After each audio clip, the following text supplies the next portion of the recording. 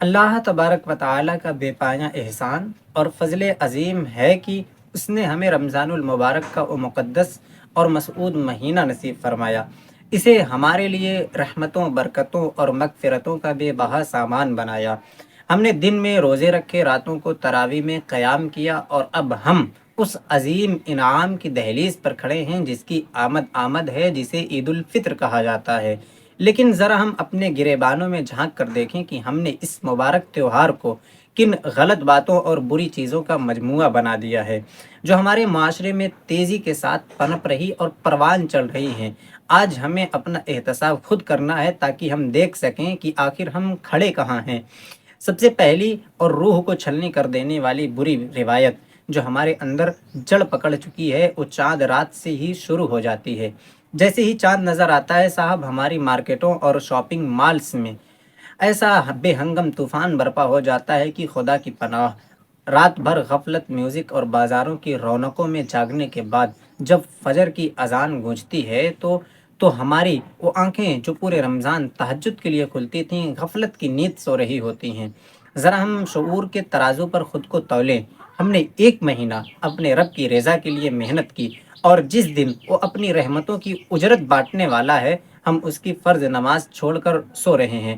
قرآن مجید میں ہم جیسے نمازیوں کے لیے کیسی سخت وعید آئی ہے۔ فویل للمصلین الذین هم عن صلاتهم ساہون۔ تباہی ہے ان نمازیوں کے لیے جو اپنی نمازوں سے غافل ہیں۔ جس دن کا آغاز ہی ہم رب کی ناراضگی اور فرض کے ترک سے کریں، اس دن میں ہمارے لیے کیسی خوشی اور کیسی عید۔ اب ہم ذرا عیدگاہ کے اس منظر پر غور کریں جو ہم سب کا حال بن چکا ہے۔ نماز ختم ہوتے ہی ایک دوسرے کے گلے مل رہے ہوتے ہیں، ظاہری مسکراہٹوں کے ساتھ عید مبارک کے نعرے لگا رہے ہوتے ہیں، مگر ہائے رے ہماری ہمدردی اور دو رنگی منافقت! باہر سے ہمارے سینے مل رہے ہیں اور اندر ہمارے دلوں میں کینہ، چیلسی، حسد اور برسوں کی خاندانی دشمنی کا سانپ فنکار رہا ہوتا ہے۔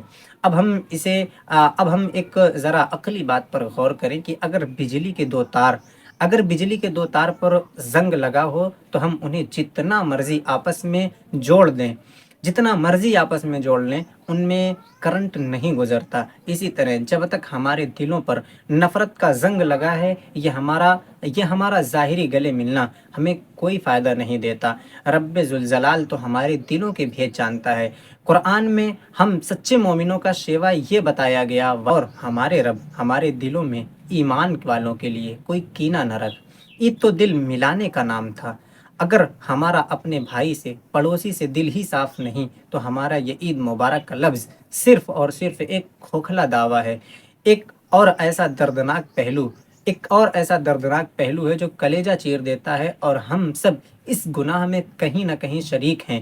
عید کے دن ہمارے گھروں میں دسترخوان سجتے ہیں، قورمہ، بریانی، شیر خورما وغیرہ وغیرہ، لیکن ہم دعوت کن کی کرتے ہیں؟ صرف اور صرف وی آئی پی لوگوں کی، اپنے امیر دوستوں کی، جو کل ہماری بھی دعوت کر سکیں، اور وہ ہمارا غریب پڑوسی اور وہ بیوہ عورت جس کے بچے اس مبارک دن بھی سوکھی روٹی کھا رہے ہیں، انہیں بلانے میں ہم اپنی بے عزتی، انسلٹ اور توہین محسوس کرتے ہیں۔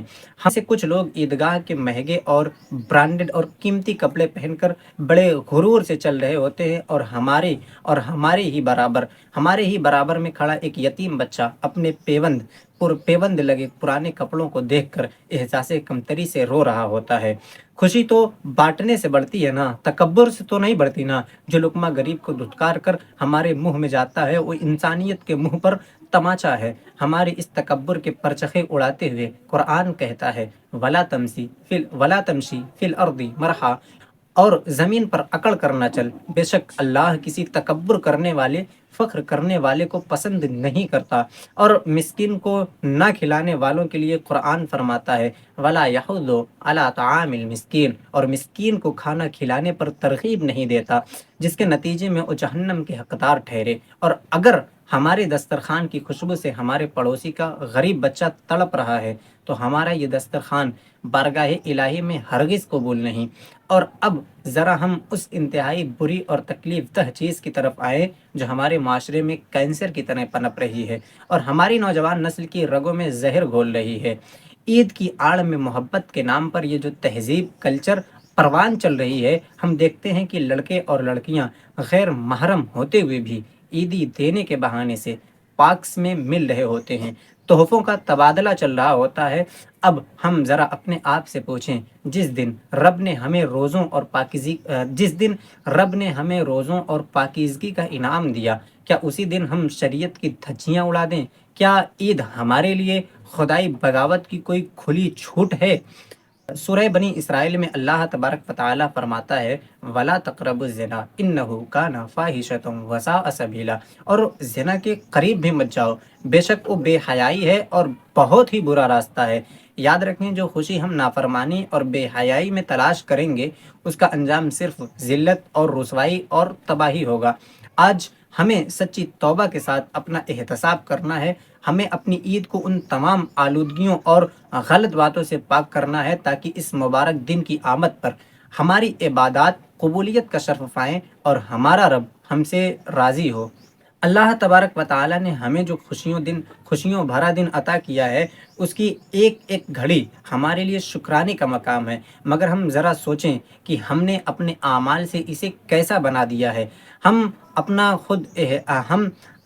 خود احتسابی کا سلسلہ آگے بڑھاتے ہیں اور معاشرے کی مزید ان بری چیزوں پر غور کرتے ہیں جو ہماری عید کی روح کو زخمی کر رہی ہیں۔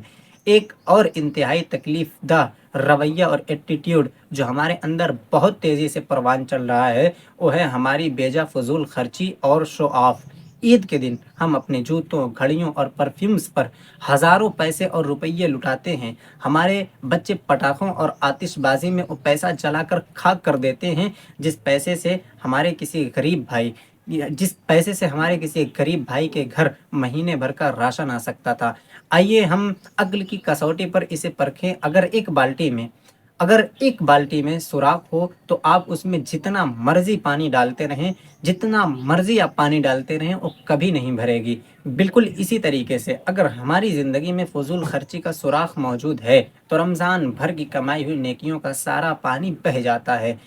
سورہ بنی اسرائیل میں اللہ تبارک و تعالیٰ ارشاد فرماتا ہے ان المبذرین کانوا اخوان الشیطان، بے شک فضول خرچی کرنے والے شیطانوں کے بھائی ہیں۔ میرے عزیز دوستوں اور بھائیوں، ذرا ہم سوچیں، جس شیطان کو ہمارے لیے رمضان میں قید کر کے رکھا گیا تھا، عید کے دن ہم فضول خرچی کر کے اسی شیطان کے بھائی بن رہے ہیں۔ یہ کیسی عید ہے جس میں ہم نے فرشتوں کے بجائے شیطانوں سے رشتہ جوڑ لیا۔ ہماری معاشرتی خامیوں میں سے ایک اور ایسا گہرا زخم ہے جسے دیکھ کر آنکھیں اشک بار ہو جاتی ہیں۔ عید کے دن ہم اپنے دوستوں کے ساتھ باہر گھومنے، کیفے اور ریسٹورنٹ میں پارٹیاں کرنے کے لیے نکل جاتے ہیں، اور پیچھے گھر میں ہمارے بوڑھے ماں باپ دروازے پر نظریں جمائے بیٹھے رہتے ہیں کہ ہمارا بیٹا آئے گا اور ہمارے پاس بیٹھ کر دو پل مسکرا کر بات کرے گا۔ ہماری عقل ہمیں کیا سکھاتی ہے؟ اگر کسی درخت کی جڑیں سوکھ جائیں تو اس کے پتوں پر آپ جتنا مرضی پانی چھڑک لیں، وہ درخت کبھی بھی ہرا بھرا نہیں ہو سکتا۔ ہمارے ماں باپ ایسے ہی ہماری جڑیں اور روٹس ہیں۔ دوستوں کی محفلیں پتے ہیں، ہم جڑوں کو کاٹ کر پتوں کو سینچ رہے ہیں جو کبھی بھی ہرا بھرا نہیں رہ سکتا۔ رب کریم قرآن مقدس میں ارشاد فرماتا ہے وَقَضَىٰ رَبُّكَ أَلَّا تَعْبُدُوا إِلَّا إِيَّاهُ وَبِالْوَالِدَيْنِ إِحْسَانًا، اور تمہارے رب نے فیصلہ فرما دیا ہے کہ اس کے سوا کسی کی عبادت نہ کرو اور ماں باپ کے ساتھ بھلائی کرو۔ ہم تو اپنی جنت کو گھر میں تنہا چھوڑ کر باہر کی جھوٹی رونقوں میں خوشی تلاش کرنا شروع کر دیتے ہیں۔ جب وہ بوڑھے ہاتھ دعا کے لیے اٹھنے کے بجائے ہماری بے رخی پر آنسو پوچھنے لگیں تو ہماری ساری عیدیں ماتم میں بدل جاتی ہیں۔ اس کے بعد ہم ایک اور انتہائی غلط روش کی طرف آتے ہیں جس نے ہماری عید کی شاموں کو گناہوں کی تاریکی میں ڈبو دیا ہے۔ عید کی شام ہوتے ہی ہمارے نوجوان سینما گھروں، فلم تھیٹر اور میوزک ہال کا رخ کر لیتے ہیں۔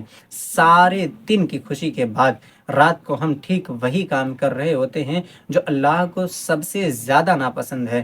ذرا ایک ایگزامپل پر غور کر، ایک قیدی جس کی پھانسی کی سزا بادشاہ نے معاف کر دی ہو، اسے جیل سے آزاد کر دیا ہو، اگر وہ جیل سے نکلتے ہی بادشاہ کے محل پر پتھر مارنا شروع کر دے تو اس کا کیا انجام ہوگا؟ میرے دوستو، اللہ نے ہمیں ایسے ہی رمضان کی برکت سے جہنم سے آزاد کیا تھا، اور ہم نے عید کے دن سے ہی گھروں میں جا کر گناہوں کے پتھر اس کی نافرمانی کی صورت میں برسانے شروع کر دیے۔ قرآن حکیم میں واضح طور پر ایسے لہو و لعب کے بارے میں فرمایا گیا، وَمِنَ النَّاسِ مَن يَشْتَرِي وَمِنَ النَّاسِ مَن يَشْتَرِي لَهْوَ الْحَدِيثِ لِيُضِلَّ عَن سَبِيلِ اللَّهِ، اور لوگوں میں سے کوئی ایسا ہے جو غافل کرنے والی باتوں کو خریدتا ہے تاکہ اللہ کے راستے سے بھٹکا سکے۔ ہم اپنی عید کی پاکیزگی کو ان بازاری اور بیہودہ چیزوں کی بھیٹ چڑھا رہے ہیں۔ آخر میں ذرا ہم اپنے اس رویے کا بھی محاسبہ کریں جب ہم عید کے دن قبرستان میں جاتے ہیں۔ یہ ایک بہت ہی مستحب اور رلا دینے والا عمل ہوتا ہے کہ ہم اپنے پیاروں کو یاد کرنے جائیں، لیکن ہم نے وہاں پر میلے ٹھیلے تماشے لگا دیے ہیں۔ ہم قبروں کے پاس کھڑے ہو کر دنیا کی باتیں، کاروبار کی ڈیلنگ اور ہنسی مذاق کر رہے ہوتے ہیں۔ سینس کیا کہتا ہے؟ سینس کہتا ہے کہ قبرستان تو ہماری اصل اوقات کا آئینہ، مرر اور شیشہ ہے۔ اگر ہم آئینے کے سامنے آنکھیں بند کر کے کھڑے ہو جائیں تو ہمیں اپنا چہرہ نظر نہیں آئے گا۔ ہم قبرستان جا کر بھی غفلت کی آنکھیں بند کیے کھڑے رہتے ہیں۔ قرآن مقدس میں اللہ تبارک و تعالی ارشاد فرماتا ہے، الہاکم التکاثر حتی زرتم المقابر، تمہیں مال کی ہوس نے غافل کر دیا یہاں تک کہ تم نے قبریں جا دیکھیں۔ ہم عید کے دن بھی دنیا کی ہوس دل میں لے کر اس مٹی کے ڈھیر پر کھڑے ہوتے ہیں جس مٹی میں ہم نے کل خود سونا ہے۔ میرے عزیز اور محترم دوستوں، آج یہ تمام باتیں کسی اور کے لیے نہیں بلکہ میری اور آپ کی اپنی ذات کی اصلاح کے لیے ہیں۔ آئیے ہم سب مل کر روئیں، گڑگڑائیں اور اپنے رب سے ان تمام غفلتوں اور بری عادتوں کی معافی مانگیں، اور ہم عہد کریں کہ ہماری آنے والی عیدیں قرآن و سنت کی روشنی میں گزریں گی۔ ہم غریبوں کا سہارا بنیں گے، والدین کے قدموں میں جنت تلاش کریں گے، اور شیطان کے بچھائے ہوئے جال سے خود کو بچائیں گے۔ ہمارے تمام گناہوں کی بخشش، ہماری ٹوٹی پھوٹی عبادتوں کی قبولیت اور آخرت کی کامیابی کی واحد امید بس ایک ہی ذات ہے، اور وہ ذات ہے اللہ۔